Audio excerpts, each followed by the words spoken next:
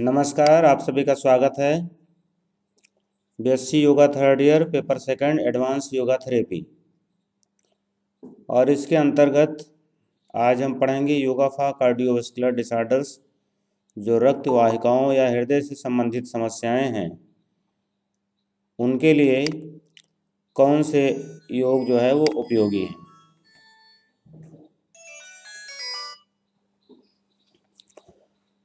इसको आज हम लोग पढ़ेंगे।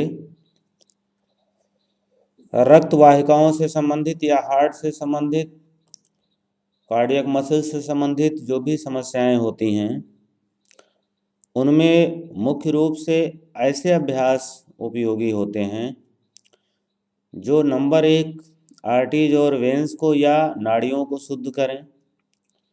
नंबर टू ऐसे अभ्यास जो कार्डियक मसल्स पे सीधे दबाव या खिंचाव न लाएं। और नंबर तीन जो ब्लड प्रेशर को, रक्तचाप को सामान्य रखने में सहायक हों, न तो उन्हें लो होने दें और ना ही उन्हें हाई होने दें। ये तीन चार जो मुख्य मैंने नेचर बताए, इस नेचर वाले योगाभ्यास कार्डियोवास्कुलर डिजीजेज में फ़ायदा करते हैं या वो किए जा सकते हैं। एक बार दोबारा सुनिए, मैं रिपीट कर रहा हूँ। नंबर वन ऐसे अभ्यास जो आर्टरीज और वेन्स में जो भी जमाव होने लगता है, या योग की भाषा में कहें जो नाड़ियों में अशुद्धि होती है, मल अवरुद्ध होने लगता है, उसको साफ करने वाले, उसको प्यूरिफाई क्लीन करने वाले जो अभ्यास हैं वो अभ्यास किए जा सकते हैं। नंबर टू, ये उनको क्लीन करने वाले जो अभ्यास हों वो ब्लड प्रेशर बढ़ाने वाले बिल्कुल ना हों और हृदय पर प्रेशर लाने वाले अभ्यास ना हों। नंबर तीन, अन्य आसन इत्यादि जो हैं या प्राणायाम, तो उनकी भी ऐसी प्रकृति न हो जो रक्त के प्रवाह को या रक्तचाप को बढ़ा रहा हो या कार्डियक मसल्स पे सीधे प्रेशर ला रहा हो।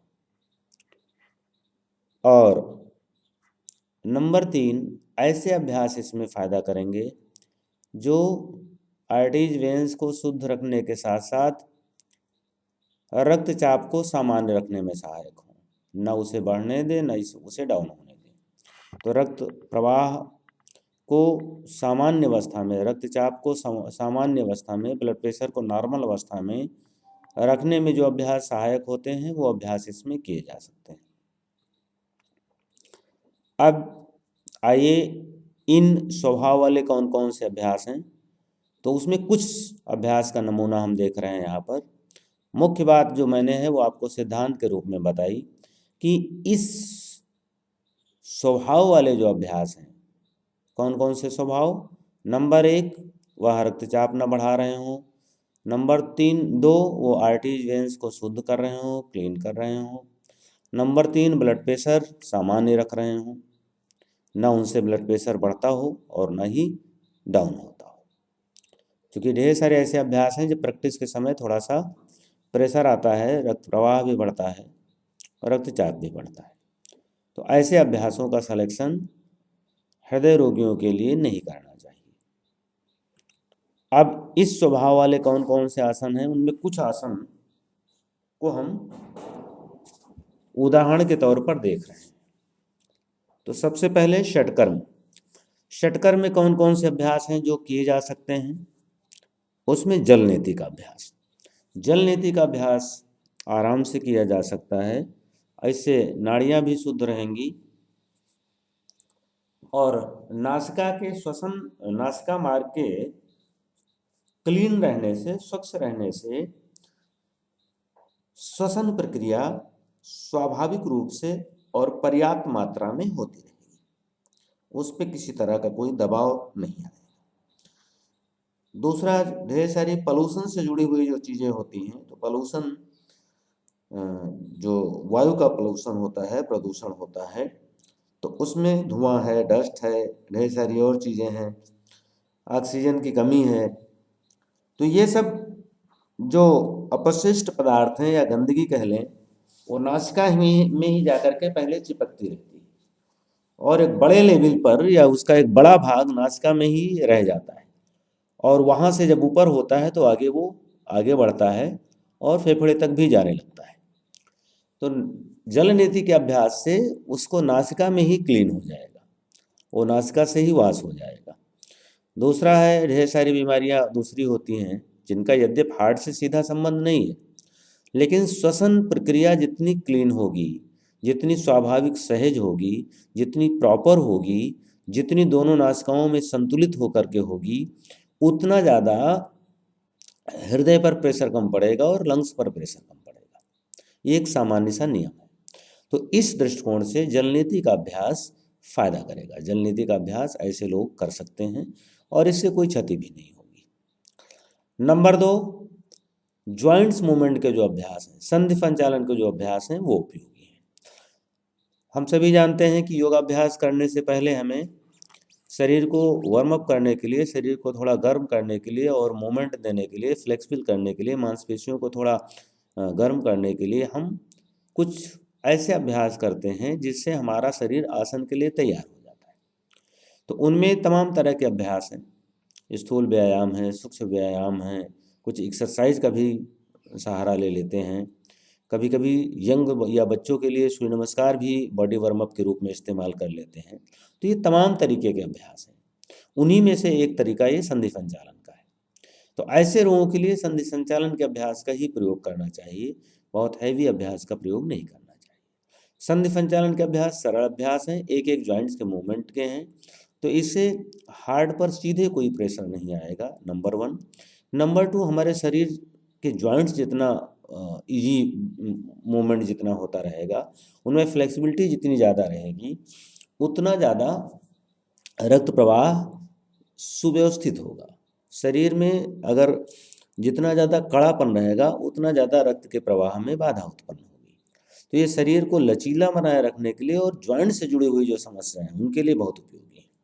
ज़्यादातर हृदय रोग एक एज के बाद ही होता है, अपवाद के तौर पे तो किसी भी एज में पाया जा सकता है, लेकिन सामान्यतः एक एज के बाद ही होता है, 35-40 के बाद ही होता है। तो और उस एज में धीरे धीरे जॉइंट्स में भी समस्याएं आने लगती हैं, जोड़ भी जाम होने लगते हैं। तो जोड़ों का मूवमेंट, यद्यपि यह अभ्यास किसी भी एज में किया जा सकता है, लेकिन इस स्थिति में यह बहुत सहायक अभ्यास होगा। और नंबर 2, इससे कोई हार्म होने की संभावना नहीं, इससे कोई नुकसान होने की संभावना नहीं है। तो ये जॉइंट्स मूवमेंट के अभ्यास हैं, इसमें पैर की संधियों से संबंधित, तो पैर की संधियों से संबंधित एक एक करके जो पहले पैर की उंगलियों का अभ्यास है उसका नाम है पादांगुल नमन।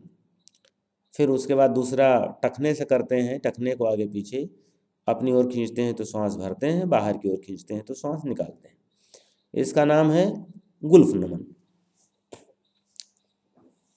इसी तरह तीसरा अभ्यास है गुल्फ चक्र, जिसमें हम पैर के पंजे को टखने से गोल गोल घुमाते हैं, एंकल से रोटेट करते हैं। फिर घुटने का अभ्यास है, जिसे जानु नमन भी एक अभ्यास है, जानु नमन कर सकते हैं। जानु फलाकर्षण कर सकते हैं, जानु फलाकर्षण में दोनों पैर सीधा करके घुटने को ऊपर नीचे हथेली रख करके घुटने को ऊपर मूवमेंट करते हैं। जानु नमन में पैर को मोड़ करके और हाथ की फिंगर्स को इंटरलॉक करके उसके नीचे थाई के नीचे लगा के फिर पैर को सांस भरते हुए सीधा करते हैं। जब सीधा करेंगे तो जो पंजा है, जो एंगड़ी है, वो ज़मीन से ऊपर उठेगी, और जब सांस निकालते हुए डाउन करेंगे तो नीचे आएगी। फीमर बोन को हाथ के सहारे से अपने धड़ से, चेस्ट और अब्डामेन से चिपका लेते हैं। तो इसी तरह से एक एक के पैर को करते हैं। इस अभ्यास का नाम जानु नमन है। इसी तरह हाथ के अभ्यास करते हैं, मुष्टिका बंध, कलाई का जो करते हैं, मणिबंध नमन, मणिबंध चक्र, कोहनी नमन, शोल्डर रोटेशन। तो ये अभ्यास जो आप लोगों ने सब किए हैं प्रैक्टिकल में, संधि संचालन के अभ्यास सारे किए हैं आपने, तो इनका अभ्यास हम कर सकते हैं। गर्दन का, हाथ पैर के बाद फिर गर्दन का अभ्यास है, मेरुदंड का अभ्यास है। तो ये अभ्यास हम करते हैं। मेरुदंड का मतलब है जो हमारी वर्टिब्राएँ हैं, जो स्पाइन की वर्टिब्राएँ हैं, उनका मूवमेंट। उसके लिए मर्जरी आसन सबसे उपयुक्त है। तो मर्जरी आसन में सारी वर्टिब्राओं का मूवमेंट हो जाता है। और दूसरा मूवमेंट रोटेशन के रूप में जो होता है, मर्जरी से अप डाउन के रूप में होगा, फॉरवर्ड बैकवर्ड बेंडिंग, और रोटेशन के रूप में मेरुदंडासन से हो जाता है, जो पीठ के बल लेट कर करते हैं। तो उनको हम यहाँ पर कर सकते हैं। गर्दन के लिए, गर्दन के जो 4 अभ्यास हैं, अप डाउन, साइड बेंडिंग और फिर बगल में घूमने वाला, फिर रोटेशन। तो ये 4 अभ्यास गर्दन की संधियों से संबंधित हैं। तो इनका आवश्यकता अनुसार चारों, या कोई 2, या कोई 1, या कोई 3, ऐसे हम इनको आवश्यकता अनुसार कर सकते हैं। ये बहुत कुछ टीचर के अनुभव और रोगी की आवश्यकता और रोग की स्थिति, इन सब पर डिपेंड करता है कि इन आसनों में इन अभ्यासों में कोई मॉडिफिकेशन की ज़रूरत है, या कितने नंबर्स किए जाएं, या कितना बार किया जाए। ये सब इन परिस्थितियों पे निर्भर करता है। सामान्यतः जॉइंट मूवमेंट के अभ्यास 10 टाइम्स सफिशिएंट हैं और इनको 10-10 बार किया जा सकता है। तो ये हो गए संधि संचालन के अभ्यास। अब उसके बाद देखते हैं आसन। आसन कौन कौन से आसन कर सकते हैं? तो स्टैंडिंग पोस्चर के जो आसन हैं उनमें से ताड़ासन कर सकते हैं, वृक्षासन कर सकते हैं, त्रिमुख ताड़ासन कर सकते हैं, अश्वत्थासन कर सकते हैं। तो ये सब आसन आराम से किए जा सकते हैं स्टैंडिंग पोस्चर में। एक बार मैं दोबारा रिपीट कर रहा हूँ आसनों के नाम। ताड़ासन, त्रियक ताड़ासन, अश्वत्थासन, वृक्षासन। तो ये अभ्यास आराम से किए। इसके अलावा और भी कई आसन हैं, कोणासन, त्रिकोणासन, ये सब किए जा सकते हैं। अब नंबर 2, बैठकर कौन कौन से आसन किए जा सकते हैं? तो बैठकर जो आसन किए जा सकते हैं, जैसे देखिए, जो बहुत आगे झुकने वाले अभ्यास हैं वो सब इसमें नहीं करना चाहिए, क्योंकि उससे कार्डियक मसल्स पे दबाव आता है, हार्ट पे दबाव आता है, हार्ट रेट इमीडिएट बढ़ता है। तो ऐसे आसनों के अभ्यास इसमें नहीं करना चाहिए। जैसे कि इस स्वभाव वाले कौन कौन से आसन हैं? पश्चिमोत्तानासन सिटिंग पोस्चर में, या फिर उष्ट्रासन। किसी का एंजाइना पेन में अगर बाईपास सर्जरी वगैरह हो चुकी है, ये आसन करने से तुरंत नुकसान हो जाएगा, उनको तुरंत दिक्कत हो सकती है। तो इसलिए इन सब आसनों को अभ्यास नहीं करना चाहिए। पश्चिमोत्तानासन हो गया, उष्ट्रासन हो गया, इस तरह के जो आसन है। तो कौन से करना चाहिए सिटिंग पोस्चर में? गोमुख आसन कर सकते हैं सिटिंग पोस्चर में, वज्रासन, पद्मासन, अर्ध पद्मासन, सिद्धि योनियासन, सिद्धासन। तो ये सब अभ्यास आप सिटिंग पोस्चर में कर सकते हैं। और Bhadrasana, Bhadrasana is a very useful for normal delivery, pregnant lady के लिए बहुत यूजफुल है। तो ये सिटिंग पोस्चर के जो आसन मैंने गिनाए, इन आसनों का अभ्यास हृदय रोगी भी कर सकता है। वक्रासन, वक्रासन भी कर सकते हैं, लेकिन मंडूक आसन नहीं करना चाहिए, बचना चाहिए उससे। अर्धमासेन आसन में भी दिक्कत होगी। मंडूक और वक्रासन सरल है तो वो कर सकते हैं, ज़्यादा खिंचाव दबाव ना दें, आराम से जितना जा सकते हैं उतना जाए। तो सिटिंग पोस्चर के इस तरह के आसन किए जा सकते हैं। पेट के बल लेटने वाले कौन कौन से आसन हैं देखते हैं। तो पेट के बल लेटने वाले ज़्यादातर ऐसे आसन हैं जो हार्ट पे सीधे दबाव लाते हैं, इसलिए पेट के बल बहुत लिमिटेड आसन है जिनका अभ्यास हो सकता है। उनमें से बाल कीड़ा आसन, और ये आसन, बाल कीड़ा आसन, ये स्पाइन के लिए बहुत अच्छा है। जिनको लंबर की दिक्कत है, स्लिप डिस्क की दिक्कत है, ऐसे लोगों के लिए बाल कीड़ा आसन बहुत उपयोगी है। तो बाल कीड़ा आसन कर सकते हैं। मकर आसन, मकर आसन में दोनों प्रकार, सुप्त मकर आसन और उत्थित मकर आसन, ये दोनों प्रकार के मकर आसन का अभ्यास कर सकते हैं। और बाल कीड़ा आसन, तो ये पेट के बल आसन हो गए। भुजंगासन, शलभासन, धनुरासन, इन आसनों से बचना चाहिए, ये आसन नुकसान कर जाएंगे। बाईपास सर्जरी जिनकी हो चुकी है उन्हें तो इमीडिएट नुकसान करेंगे, समय नहीं लगेगा। इसलिए इन आसनों का प्रयोग बिल्कुल नहीं करना चाहिए, क्योंकि ये सीधे कार्डियक मसल्स को इफेक्ट डालते हैं। ये सब हार्ट से रिलेटेड अभ्यास है, तो इमीडिएट हार्ट रेट बढ़ा देते हैं। तो इसलिए इन आसनों के अभ्यास से को पूरी तरह से बचना चाहिए। इन आसनों का अभ्यास हृदय रोगी को नहीं करना चाहिए। उसके बाद साइड करवट लेटने वाले आसन हैं, जिनमें से मेरु आकर्षण आसन, करवट लेट करके एक एक पैर को उठाते हैं, इसको कर सकते हैं। इसमें हृदय बिल्कुल फ्री रहता है, उस पर किसी तरह कोई दबाव नहीं आता है। अब आते हैं पीठ के बल लेटने वाले आसन। तो पीठ के बल लेटने वाले में पवन मुक्तासन कर सकते हैं, लेकिन पवन मुक्तासन में सिर को बिल्कुल नहीं उठाना है।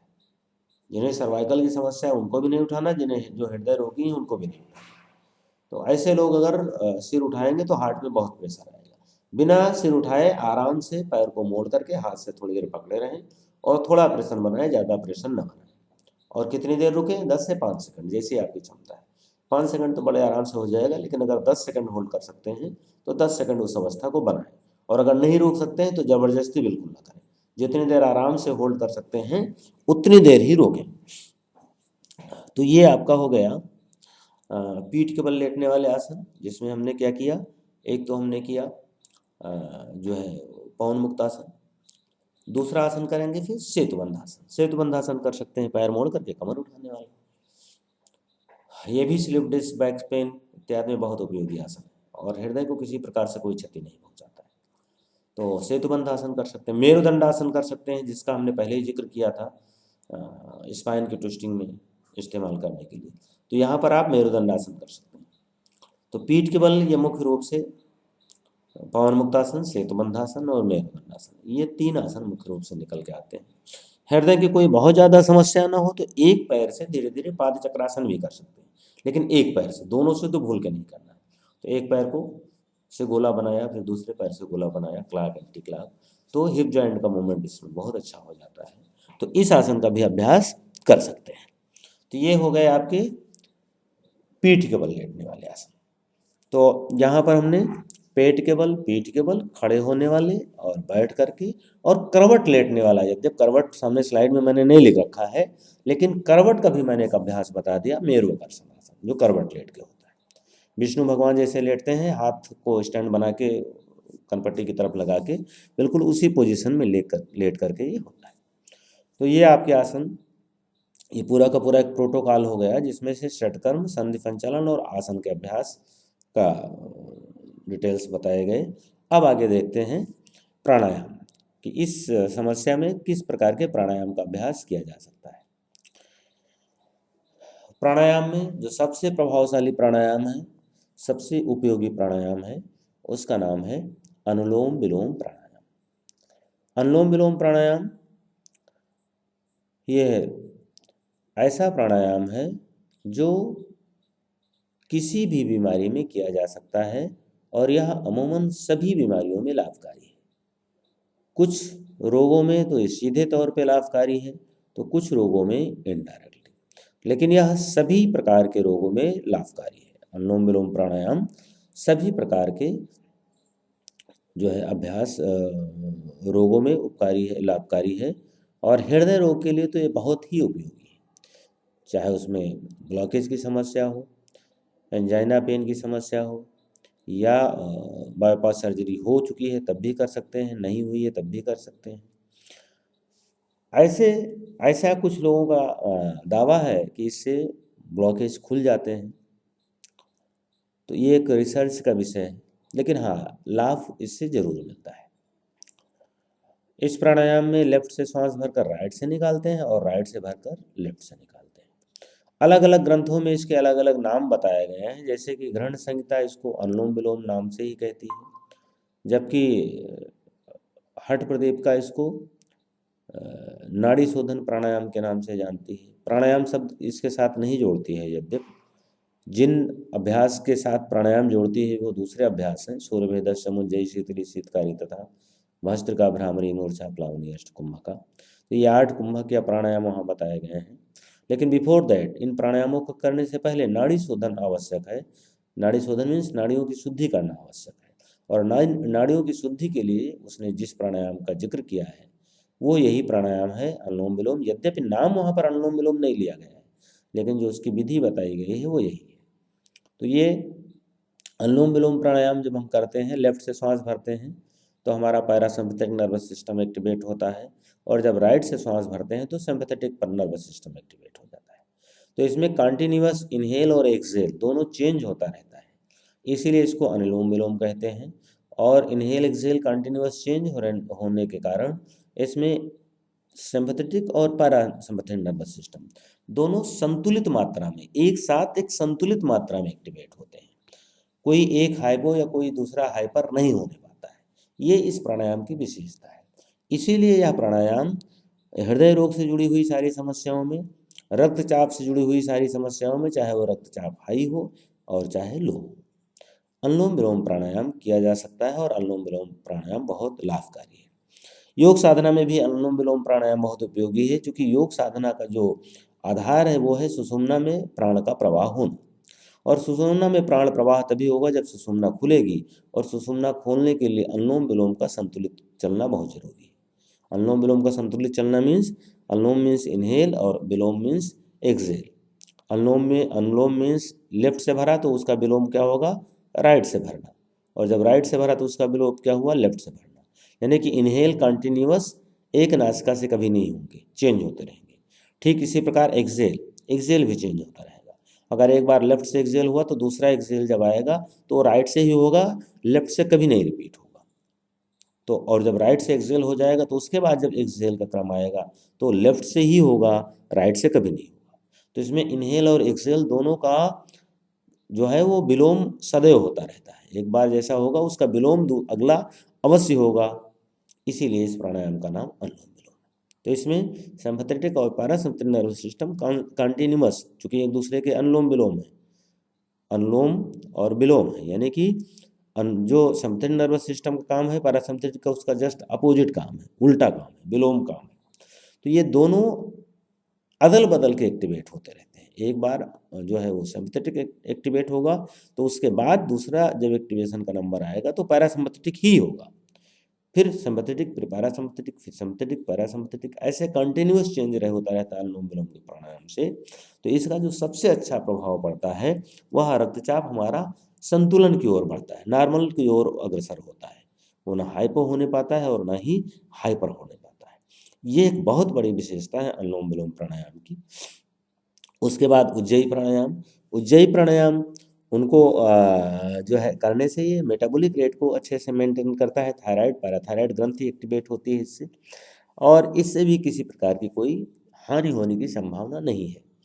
तो नंबर 2 पे उज्जयी प्राणायाम, नंबर 3 पे भ्रामरी, मन को संतुलित करता है, और नंबर 4 पे शीतली शीतकारी प्राणायाम जो हमने यहाँ पर लिखे हैं। तो इनको ठंड के मौसम में नहीं करना चाहिए, ठंड के मौसम में इनसे बचना चाहिए, गर्मी के मौसम में इनका अभ्यास कर सकते हैं। तो यह भी शरीर की शीतलता को कम करता है, शीतलता को बढ़ाता है शरीर में। और ऐसी कोई समस्या जो बहुत ज़्यादा गर्मी के कारण हो रही हो, या गर्मी में एक्टिवेट हो रही हो, या गर्मी के मौसम में ये प्राणायाम जब किया जाता है तो लू इत्यादि लगने की संभावना बहुत कम हो जाती है। गर्मी से शरीर की प्रतिरक्षा प्रणाली जो है वो ज़्यादा एक्टिव हो जाती है, ज़्यादा सक्रिय हो जाती है। तो इस प्रकार से ये 4 प्राणायाम का जिक्र यहाँ पर किया गया है, अनुलोम विलोम प्राणायाम, भ्रामरी प्राणायाम, उज्जयी प्राणायाम, और शीतली शीतकारी मौसम के अनुसार से ठंड में इनका अभ्यास न करें। इसके अतिरिक्त अन्य जो प्राणायाम बचते हैं जैसे भस्त्रिका है और सूर्यभेदी है, तो इनका अभ्यास सामान्यतः नहीं किया जाता है। विशेष परिस्थितियों में टीचर के अनुभव, रोग की स्थिति, रोग की जो है वो प्रगति किस तरह से हो रही है और क्या उसकी सीरियसनेस है, इन सारी बातों के आधार पर टीचर अपने सामने चाहे और उसको अगर आवश्यकता लगती है कि नहीं, कुछ ऐसी कंडीशंस जिसमें भस्त्रिका बहुत लाभ दे सकता है या सूर्यभेदी बहुत लाभ दे सकता है, तो वैसी परिस्थितियों में कंट्राडिक्टरी स्थिति में, जैसे कि कंट्राडिक्टरी इस तरह से, जैसे कि मान लीजिए तनाव बहुत ज़्यादा रहता है, स्ट्रेस बहुत ज़्यादा रहता है, तो उसमें भस्त्रिका इमीडिएट रिजल्ट देगा, बढ़िया रिजल्ट देगा। या उस व्यक्ति को में शरीर में हीट की बहुत कमी रहती है, ठंड बहुत ही ज़्यादा लगती है, तो ऐसे में सूर्यभेदी उसको हीट तुरंत मेंटेन कराएगा। तो ऐसी कुछ परिस्थितियां हैं जिसमें अगर टीचर को लगता है कि नहीं ये अभ्यास लाभ कर सकता है, तो उसको ऑब्जर्व करते हुए, चूँकि प्राणायाम का एक ही जो है वो है कि वो बीपी बढ़ने लगता है। सूर्यभेदी से बीपी बढ़ता है, भस्त्रिका से भी बीपी बढ़ता है। भस्त्रिका से अंततोगत्ता कोई बीपी नहीं बढ़ता है, ऐसा थोड़े है। ऐसा होता तो जो लोग भस्त्रिका प्राणायाम करते सब बीपी के पेशेंट हो जाते। ऐसा नहीं है कि वो बीपी बढ़ता है, व्हाइल प्रैक्टिसिंग, जब आप प्रैक्टिस कर रहे हैं तब बढ़ता है। तो उस समय अगर किसी का ऑलरेडी बढ़ा हुआ है तो और बढ़ जाएगा, शरीर में थोड़ा हीट बढ़ती है, तो इसलिए इन प्राणायाम को वर्जित किया जाता है इस तरह की समस्याओं में। तो ये प्राणायाम होने है कि नहीं होने, ये टीचर का व्यक्तिगत अनुभव है। उसको अगर लगता है कि सब जो भी सामने परिस्थितियां हैं उनमें उनका अभ्यास किया जा सकता है तो वो कर सकता है। तो इस प्रकार से प्राणायाम के संदर्भ में डिस्कशन हुआ कि अनुलोम विलोम, भ्रामरी, उज्जयी और शीतली शीतकारी, ये पांचों प्राणायाम कब कब किन किन परिस्थितियों में किए जा सकते हैं, जिसमें सबसे मेन जो है वो हृदय रोग से संबंधित जो भी समस्याएं हैं, हृदय संबंधित जो भी समस्याएं हैं, उनमें अनुलोम विलोम प्राणायाम या नाड़ी शोधन प्राणायाम ये सबसे ज़्यादा उपयोगी और लाभकारी प्राणायाम है। यहाँ कपालभाति का जिक्र करना आवश्यक है। कपालभाति यद्यपि षटकर्म के अंतर्गत आता है और षटकर्म में मैंने उसका उल्लेख न करके जलनीति का किया था, और यहाँ प्राणायाम में भी मैंने उसका उल्लेख नहीं किया है, लेकिन बहुत ही फेमस, बहुत ही प्रचलित अभ्यास है और सामान्यतः वो प्राणायाम के साथ ही उसका अभ्यास होता है, क्योंकि श्वसन से जुड़ा हुआ अभ्यास है। तो कपालभाति से बचना चाहिए, क्योंकि कपालभाति में जो स्ट्रोक लगते हैं, जो झटके लगते हैं, उन झटके से भी क्षति हो सकती है। और कपालभाति का भी जो स्वभाव है वो बीपी को बढ़ाने वाला है। व्हाइल प्रैक्टिसिंग ही उसका कोई परिणाम के रूप में बीपी बढ़ना नहीं होता है, लेकिन जब आप प्रैक्टिस कर रहे होते हैं तो उस समय थोड़ा सा बीपी पुश करता है। तो इसलिए कपालभाति का भी वर्जित किया गया है, और ये टीचर का अपना व्यक्तिगत अनुभव और वो अपने विवेक के आधार पर इसका चयन करना है कि नहीं करना वो कर सकता है। सामान्य दशा में कपालभाति के अभ्यास से बचना चाहिए हृदय रोग से संबंधित समस्याओं में। अब हम दूसरे कुछ ऐसे अभ्यास की ओर रुख करेंगे जिनका संबंध ध्यान से संबंधित है, या वो अभ्यास जो ध्यान से संबंधित है, या जिनका स्वभाव ध्यान से संबंधित है। हम उन अभ्यास की ओर अब अग्रसर करेंगे। तो उनमें योग निद्रा का अभ्यास। योग निद्रा यद्यपि ध्यान के अंतर्गत नहीं आता है, लेकिन योग निद्रा में भी हम अपने मन को कंट्रोल करने का अभ्यास करते हैं, और ध्यान में तो करते ही करते हैं। तो इसका जो स्वभाव है वो ध्यान से मिलता जुलता है, और इसमें पूरी तरह से हम टीचर के इंस्ट्रक्शंस पर चलते हैं। हमारा मन, हमारी भावनाएं, हमारे विचार टीचर के निर्देशों का अनुपालन करते हैं, निर्देशों के आधार पर चलते हैं। तो योग निद्रा में योग निद्रा का अभ्यास किया जा सकता है। योग निद्रा का अभ्यास हृदय रोग से जुड़ी हुई समस्याओं में लाभकारी। इसके अलावा अन्य जो 3 प्रकार लिखे हैं 2, 3, 4 नंबर पर, ये एक ध्यान के प्रकार हैं। स्वाहम में अपनी श्वास पर ध्यान करते हैं, और श्वास से सुनने वाली या श्वास से स्फुटित होने वाली आवाज़ को स्वाहम, चूँकि उसकी जो आवाज़ निकलती है, ऐसा ग्रंथों में उल्लेख है कि हमारी श्वास या हमारा जीव श्वास के माध्यम से सदैव एक मंत्र का जप करता है, और वो जप उसका वो है स्वाहम। स्वाहम का शाब्दिक अर्थ होता है मैं वही हूँ जो परमात्मा है। इनहेल के समय सो और एक्सहेल के समय हम। सो हम, सो हम, सो हम, इस तरह की आवाज़ हमारे इनहेल एक्सहेल के साथ आती है। तो स्वाहम, इसका दूसरा नाम अजपा जप भी है। अजपा जप मीन्स ऐसा जप जो सदैव हो रहा है लेकिन वो जपा नहीं जा रहा है। कौन उसको कर रहा है? श्वास कर रही है। तो इसीलिए इसका दूसरा नाम अजपा जप भी है। तो श्वास पर अपने ध्यान को किया जा सकता है। हृदय रोगी आराम से इस अभ्यास को कर सकते हैं, इसमें कोई क्षति की संभावना नहीं। श्वास प्रश्वास पर ध्यान, तो श्वास, अपनी श्वास को ही देखना, उसी का एक परिष्कृत और एक विशेष प्रकार का ध्यान है जो स्वाहम है। और स्वाहम में हम सो और हम की आवाज़ को श्वास पे सुनते हैं, और श्वास में हम सीधे श्वास आती हुई और जाती हुई श्वास को ऑब्जर्व करते हैं, नोटिस करते हैं, उसे बार बार देखने का प्रयास करते हैं, मन के द्वारा देखने का प्रयास करते हैं। तो श्वास प्रश्वास के ध्यान के अभ्यास को किया जा सकता है। और फिर ओमकार का ध्यान।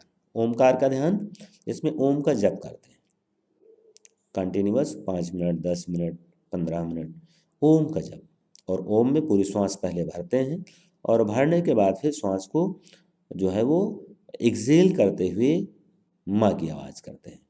श्वास भरते हुए ओ की आवाज़, और श्वास निकालते हुए माँ की आवाज़। तो ये जो ध्वनि है इसको क्रिएट करते हैं, और इसको इस पर थोड़ा ध्यान भी करते हैं। उच्चारण फिर ध्यान, उच्चारण फिर ध्यान, उच्चारण फिर ध्यान। तो इस तरह से ओमकार की ध्वनि पर जो हम ध्यान करते हैं तो ये ओमकार ध्यान कहलाता है। तो ये आपको योग से संबंधित कार्डियोवास्कुलर से संबंधित जो रोग होते हैं उनसे संबंधित योग का प्रोटोकॉल क्या हो सकता है, कौन कौन से अभ्यास कराए जा सकते हैं, कौन कौन के अभ्यास से बचना चाहिए, इस पे एक सम्यक चर्चा आपके सामने की गई। और इन बातों को जो सावधानियां बताई गई, जो उनके स्वभाव बताए गए, किस किस स्वभाव के अभ्यास इसमें होने चाहिए, किस किस स्वभाव के अभ्यास नहीं होने चाहिए, उनका हमने जिक्र किया और हमने उसको जाना। आई होप आप सबने नोट्स बना लिए होंगे सुनने के साथ साथ। नहीं बनाए होंगे तो ये वीडियो ज्ञान संचय से आप डाउनलोड करके और इसको प्ले करके सारे नोट्स आप बना सकते हैं। अब आपको हम क्वेश्चन और आंसर के लिए आमंत्रित करेंगे कि आज जो भी प्रेजेंटेशन हुआ इससे संबंधित जो आपकी जिज्ञासाएं हों, जो आपके क्वेश्चंस हों, उनको आप पुटअप कर सकते हैं और उन पे हम लोग डिस्कस करके सॉर्ट आउट करने का प्रयास करेंगे। तो क्वेश्चन आंसर के लिए आपको आमंत्रित करते हैं।